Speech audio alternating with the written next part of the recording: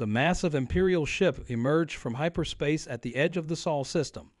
Its golden hull sparkled against the backdrop of distant stars, dwarfing nearby asteroids. The vessel represented the might of the Galactic Empire, a civilization that had conquered over 10,000 star systems without ever firing a shot. Their technique was always the same: show up with overwhelming force, offer protection and trade, and slowly take control. Captain Thomas stood on the bridge of Earth's hidden observation post near Pluto, watching the Imperial ship's arrival through reinforced windows. He took a slow sip from his coffee mug, his weathered face showing no surprise. Earth had been preparing for this day for over 50 years. "Right on schedule," he muttered, checking his watch. "They're exactly as predictable as our deep space probes suggested." The Imperial ship, nearly 5 kilometers long, pushed forward with the confidence of someone who owned the very space they traveled through. Behind it, 2 smaller vessels emerged, standard Imperial protocol for first contact situations. Thomas pressed a button on his command console. "All stations, this is Captain Thomas. Implementation of Protocol 7 is now in effect. I repeat, Protocol 7 is active." Across the solar system, hidden installations hummed to life. Quantum field generators, carefully hidden on every major planet and asteroid belt, activated in perfect sequence. Humanity had spent generations preparing this defense, ever since their long-range telescopes had first spotted the Empire's expansion patterns. The Imperial ships continued their approach, unaware they were being watched. Their sensors, although advanced, detected nothing unusual about this solar system. Just another primitive civilization, likely still struggling with basic space travel. They were wrong. At precisely 300,000 kilometers from Pluto's orbit, the lead Imperial ship struck something invisible. Its shields flared brilliant blue, emergency systems activated, and the massive vessel came to a complete stop as if it had hit a solid wall. Inside the Imperial flagship, Admiral Dax of the Galactic Empire stood up from his command chair, his 4 eyes blinking in confusion. "Report," he demanded. "Unknown barrier, sir," his science officer responded. "We've never seen anything like it. It appears to be everywhere. A complete sphere encompassing the entire solar system." Before they could analyze further, every screen and communication device in their fleet lit up with the same message, broadcast in perfect Imperial Standard language. "Attention Imperial vessels. You have entered restricted space. The Sol system, including all planets, moons, and objects within this quantum barrier, are under the protection and sovereignty of Earth. Turn back. This system is closed to Imperial traffic. This is your only warning." Admiral Dax laughed at first, as most Imperial officers did when smaller civilizations tried to resist. He ordered his weapons powered up, a standard intimidation tactic that had worked countless times before. But when they fired their warning shot, a beam that could crack a moon in half, something unexpected happened. The energy simply vanished into the invisible barrier, causing ripples of blue light that spread out like waves on a pond's surface. The barrier remained intact. In his observation post, Captain Thomas watched the Imperial ships with calm interest. He opened a secure channel to Earth Defense Command. They'd made first contact with the barrier. Reaction is typical. They tried a warning shot. Barrier holding at 100% efficiency. No degradation. "Understood," came the reply from Earth. "Maintain observation. Do not engage unless they attempt a Level 2 breach." The Imperial ships spent the next 4 hours trying everything they could think of to analyze or penetrate the barrier. Nothing worked. Their most advanced sensors couldn't even determine what it was made of. Finally, a new message appeared on their screens. "Your weapons are ineffective. Your sensors cannot comprehend our defenses. This is not aggression, merely a statement of fact. Earth has chosen to remain independent of the Galactic Empire. We will not be joining your coalition. We will not be intimidated. We will not be conquered. Save yourselves time and resources by accepting this reality. This solar system is closed to you. End of discussion." Admiral Dax stood in shocked silence on his bridge, something he hadn't experienced in his 300 years of service. For the first time in recorded history, The Galactic Empire had found a civilization that could actually say no and had the power to make it stick. The age of easy expansion was over. Humanity had changed the game. 1 week after the failed entrance attempt, a small Imperial shuttle approached Neptune's orbit. This time, they had followed proper protocols, sending advance notice and requesting a diplomatic meeting.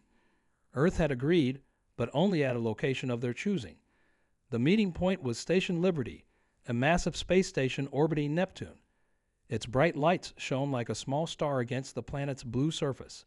The station was new, built specifically for this moment, and its design sent a clear message. Humans were far more advanced than the Empire had assumed. Admiral James Walker adjusted his simple blue uniform as he watched the Imperial shuttle dock. Unlike the Empire's representatives, who wore elaborate golden robes covered in medals and ribbons, Walker believed in keeping things practical. He stood in the station's meeting room, a circular chamber with wide windows showing Neptune's swirling storms below. The Imperial delegation entered, led by Lord Negotiator Marcus, the Empire's most skilled diplomat. He had solved 300 diplomatic situations in his career. Never had he failed to bring a world into the Empire's fold. "Admiral Walker," Marcus said, bowing slightly, "we appreciate you agreeing to this meeting." Walker nodded. "Please have a seat. Would you like some coffee? It's a traditional Earth drink." The Imperial delegation sat around the large round table. Their eyes widened as they tasted the coffee. Small pleasures were often the best diplomatic tools. "Now then," Marcus began, placing a golden device on the table that projected a holographic map of the galaxy. "Let's discuss Earth's integration into the Empire. We offer membership, resources, protection." Walker raised his hand, stopping Marcus mid-sentence. "I'm going to save us both some time, Lord Negotiator. Earth doesn't need protection. We don't need resources. And we certainly don't need membership." Marcus blinked his 4 eyes in surprise. In 3,000 years, no one had ever interrupted him. "Perhaps you don't understand the benefits." "No, Lord Marcus, you don't understand the situation." Walker touched a control panel, and the room's lights dimmed. A new hologram appeared, showing the Sol System's defense network. "We've been watching the Empire's expansion for over 50 years. We saw how you operate, how you protect worlds until they depend on you completely." The Imperial delegation shifted uncomfortably in their seats as Walker continued. "While you were busy conquering, we were building. Every planet, every moon, every significant asteroid in our system is part of our defense grid. The barrier you encountered, that's just the outer layer." Marcus leaned forward. "Impressive, but surely you realize the Empire's resources could help Earth reach even greater heights." Walker smiled. "Let me show you something." He pressed another button, and new images appeared. Hundreds of Earth ships, hidden bases, and technologies the Empire had never seen before. "We've had faster-than-light travel for 40 years. We have colonies outside the Sol system, hidden where your ships never go. We didn't announce ourselves because we wanted to choose the time and place." "Impossible," one of Marcus's advisors whispered. "No civilization develops this fast." "We develop exactly this fast," Walker replied. "Because we had to. Because we saw you coming. Every time you conquered a world, we studied your techniques. Every time you absorbed a civilization, we learned from their mistakes." Marcus's confident expression finally cracked. "What do you want?" "We want you to leave us alone. No treaties. No agreements. No diplomatic relations. Earth and the Sol system are off limits to the Empire. Period. And if we refuse..." Walker's expression remained calm. "Then we'll show you why we focused on defensive technology instead of weapons. We can make the entire Sol system vanish from normal space. No invasion fleet can attack what they can't find or reach. How long do you think the Empire will remain stable when word spreads that someone finally found a way to say no to you?" The meeting ended 30 minutes later. As the Imperial shuttle departed, Walker watched from the station's window, sipping his coffee. His assistant, Lisa, stood nearby, taking notes. "Sir," she said, "do you think they'll actually leave us alone?" Walker smiled. "No, they'll try something else, probably soon. But that's fine. We're ready for that too. Humanity didn't just build walls, Lisa. We built doors, and we get to choose who walks through them. The Imperial shuttle disappeared into hyperspace, carrying with it news that would shake the Empire to its core. They had finally found someone they couldn't intimidate, couldn't conquer, and couldn't control. Earth wasn't just saying no to membership. They were challenging the very foundation of Imperial power. The Imperial Council chamber fell silent as Lord Negotiator Marcus finished his report. 50 of the Empire's highest-ranking officials sat around a massive crystal table, their faces showing a mix of disbelief and worry. The chamber, usually filled with confident discussion about which worlds to absorb next, now felt heavy with uncertainty. High Commander Peter, the Empire's military leader, stood up. His golden armor clinked as he moved. You mean to tell me that Earth, a single system, has managed to create technology that makes our weapons useless? Not just useless, Marcus replied, bringing up a hologram of Earth's barrier. Their defensive technology works on principles we've never seen before. They call it quantum dimensional shielding. The Council's chief scientist, Dr. Allen, studied the hologram with all 4 of his eyes. Impossible. We've tried to develop similar technology for centuries. The power requirements alone would be impossible using your methods. A new voice said. Everyone turned. A human woman stood in the doorway. Director Anna Miller, head of Earth's defense program. The Council had invited her to explain the situation, though many had doubted she would actually come. She walked to the center of the room, her simple gray uniform a stark contrast to the Empire's elaborate clothing. The Empire has always focused on making bigger ships, stronger weapons, faster ways to conquer. You never stopped to ask if there was another way entirely. She pressed a small device on her wrist. The hologram changed, showing complex equations and diagrams. We discovered that space itself can be folded in ways you never imagined. Our barrier doesn't stop your weapons. It makes them pass through another dimension entirely. You can't break our shields because, from the universe's perspective, there's nothing there to break. High Commander Peter slammed his fist on the table. You expect us to believe that a primitive world like Earth discovered this before the Empire? Anna smiled. Primitive? While you were busy conquering worlds, we were watching, learning. Every time you absorbed a civilization, we studied both your tactics and their mistakes. We saw a pattern.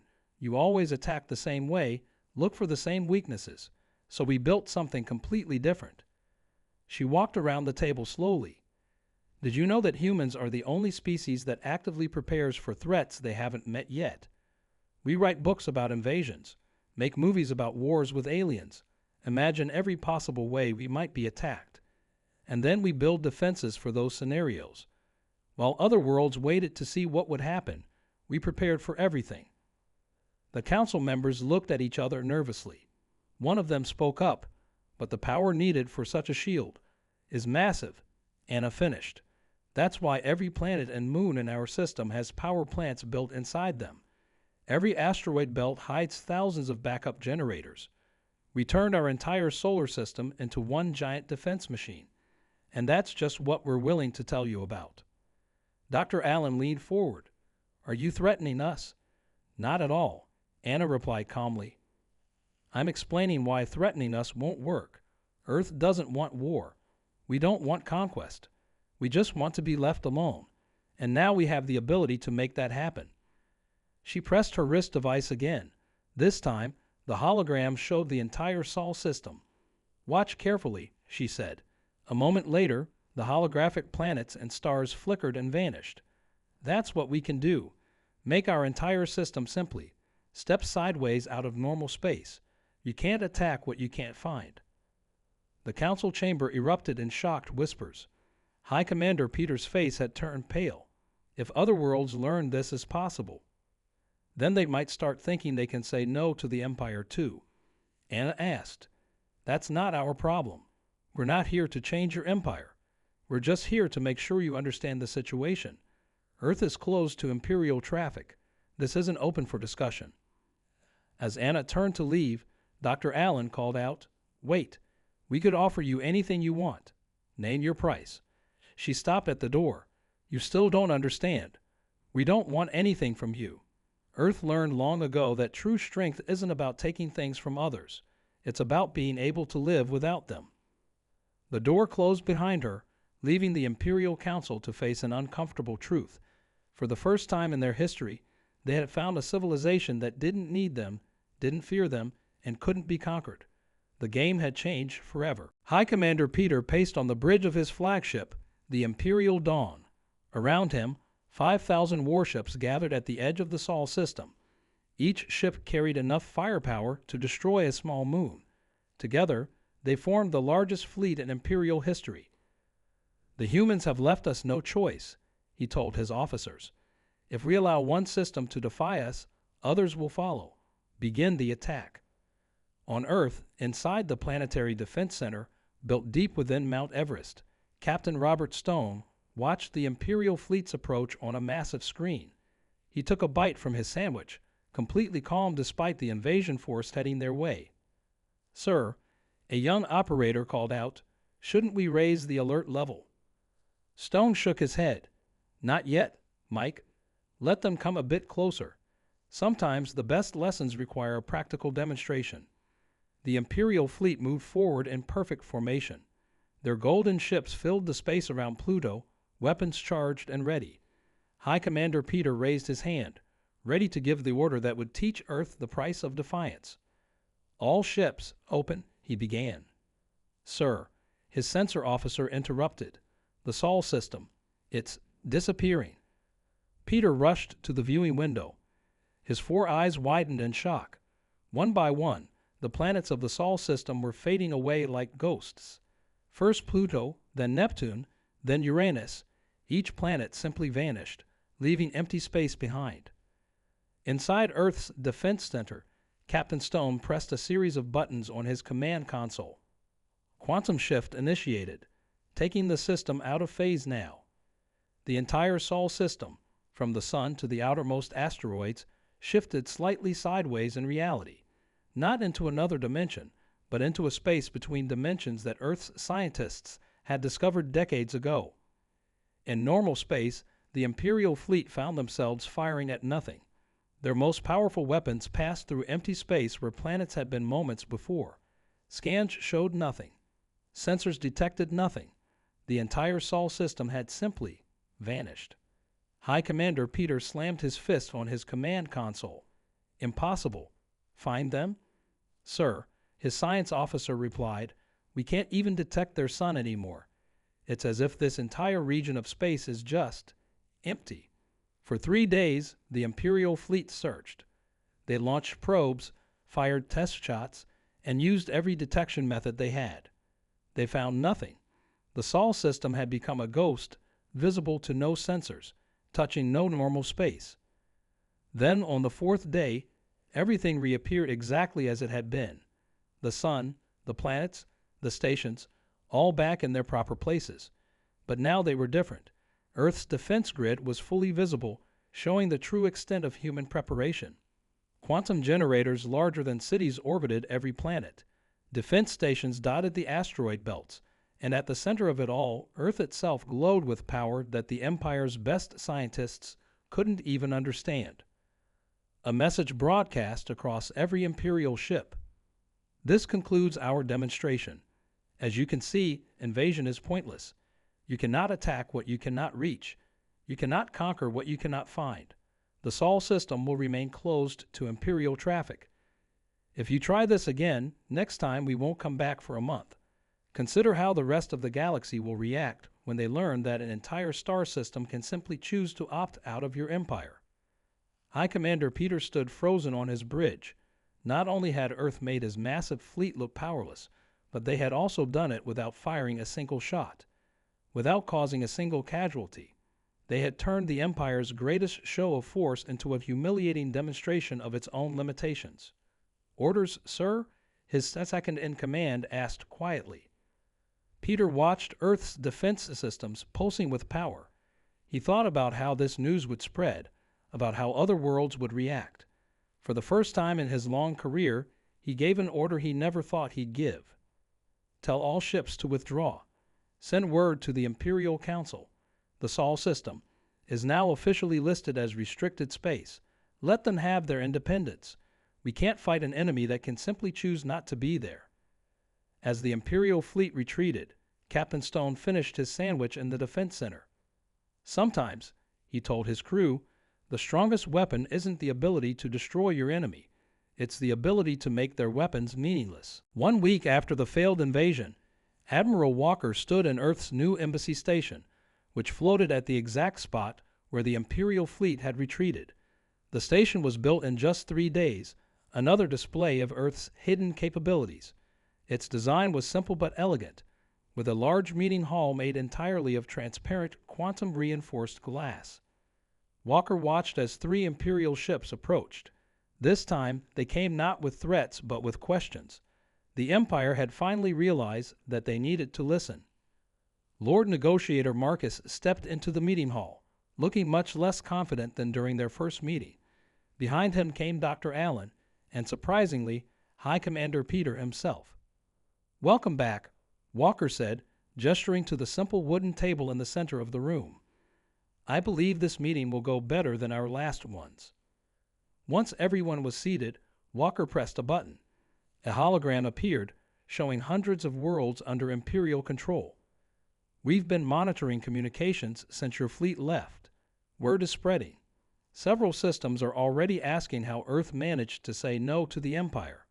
High Commander Peter leaned forward. "Are you threatening to cause a rebellion?" "Not at all," Walker replied calmly. "We're offering you a chance to change before change is forced upon you. Earth has a proposal." He pressed another button. The hologram changed, showing Earth's quantum shield technology. "We're willing to share our defensive technology with the Empire." The Imperial leaders looked shocked. Dr. Allen spoke first. "After everything that's happened, you'd share your greatest secret with us?" Walker smiled. "With conditions, of course.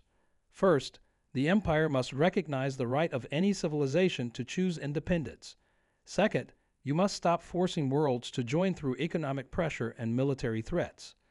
"That's the foundation of the Empire," High Commander Peter protested. "How are we supposed to maintain order?" "Through genuine cooperation," Walker explained. "Earth will help establish a new system. Any world that wants to remain independent can have our shield technology. Those who want to join the Empire can do so, but by choice, not fear." He paused, letting that sink in. "And here's the part you really need to consider. Earth will start accepting applications for protection from any world that wants to leave the Empire.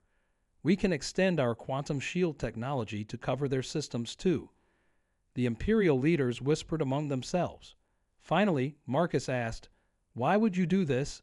Why not just stay isolated and protected?" Walker walked to the window, looking out at the stars.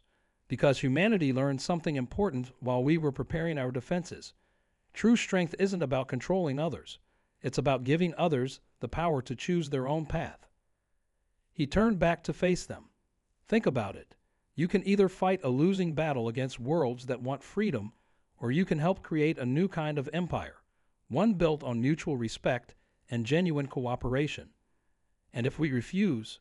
High Commander Peter asked. "Then we start accepting refugees. Imagine how many worlds will choose to leave when they learn they can simply opt out. How long will the Empire last when its members realize they don't need to obey anymore?" Walker let them see the latest reports. Dozens of worlds already sending secret messages to Earth, asking about protection. The Empire's foundation was cracking, not from weapons or wars, but from the simple idea that saying no was possible. Dr. Allen studied the data carefully. "The quantum shield technology. You'll teach us how it works." "We'll help you build it," Walker confirmed, "but only after you sign the new charter. Earth isn't interested in half measures." The meeting lasted several more hours as they discussed details. When the Imperial leaders finally left, they carried with them a choice that would reshape the galaxy: adapt to a new way of thinking, or watch their empire dissolve as worlds simply vanished from their control. In the now empty meeting hall, Walker's assistant asked, "Do you think they'll agree?" "They don't have much choice," Walker replied. "We're not just offering them technology. We're offering them a way to stay relevant in a galaxy that's about to change forever. Sometimes the best way to save something is to let it evolve. He looked out at the stars again, thinking about all the worlds that would soon have the power to choose their own destiny. Earth hadn't just protected itself, it had changed the very nature of galactic politics. The Imperial Council chamber was in chaos. 2 weeks after Earth's offer, 30 systems had already sent official requests for independence. The massive room, usually a place of order and control, now echoed with angry voices and worried discussions. High Commander Peter watched from his seat as representatives argued. On the giant screen behind them, more requests for independence appeared every hour. Some were from the Empire's oldest member worlds. Silence. He finally shouted, standing up. The room quieted. Fighting among ourselves solves nothing. We need to decide now. Do we accept Earth's terms, or do we watch our empire fall apart? Dr. Allen stepped forward, holding up a data tablet. I've analyzed Earth's quantum shield technology. It's remarkable. They're not just offering us a weapon. They're offering us a completely new way of thinking about space itself. Lord Negotiator Marcus joined them at the front of the chamber. 3 more systems have requested Earth's protection in the last hour alone. Not just small worlds, major industrial centers. If this continues, he didn't need to finish. Everyone knew what would happen. The Empire had always maintained control through force and fear. But how do you control someone who can simply make their entire star system disappear? Meanwhile, on Earth's embassy station, Admiral Walker met with representatives from various worlds seeking independence. The station's meeting hall had been expanded to accommodate the growing number of visitors. A leader from one of the Empire's oldest colony worlds spoke up. But how can we be sure the Empire won't retaliate if we leave? Walker activated a hologram showing Earth's defense system. Because of this, the same technology that protects Earth can protect you. Your entire system can step out of normal space if threatened. No weapons, no wars, just the simple ability to say no. And Earth asks nothing in return. Another representative asked. Only that you respect the same rights for others that you want for yourself. Walker replied. We're not creating a new empire. We're creating a new way of thinking about power. Back in the Imperial Council chamber, the debate had turned serious. An older council member stood up. For 10,000 years, we believed that power comes from controlling others. Earth has shown us that real power might come from giving others control of themselves. Dr. Allen nodded. Their technology is extraordinary, but their ideas are even more powerful. They've made us question everything we thought we knew about maintaining an empire. High Commander Peter paced the chamber floor. If we accept their terms, everything changes. The empire as we know it ends. It's already ending, Marcus pointed out. The only question is whether we help guide that change or become its victim. On the screens around them, more independence requests appeared. Worlds that had been part of the empire for thousands of years were choosing a new path, not through violence or rebellion, but simply by realizing they had a choice. In Earth's Defense Center, Captain Stone watched all this unfold on his monitors. His young operator, Mike, looked worried. Sir, are we sure giving away our technology is safe? Stone smiled. We're not just giving away technology, Mike. We're giving away an idea. The technology lets them protect themselves, but the idea, that's what's really changing the galaxy. The day ended with a historic decision.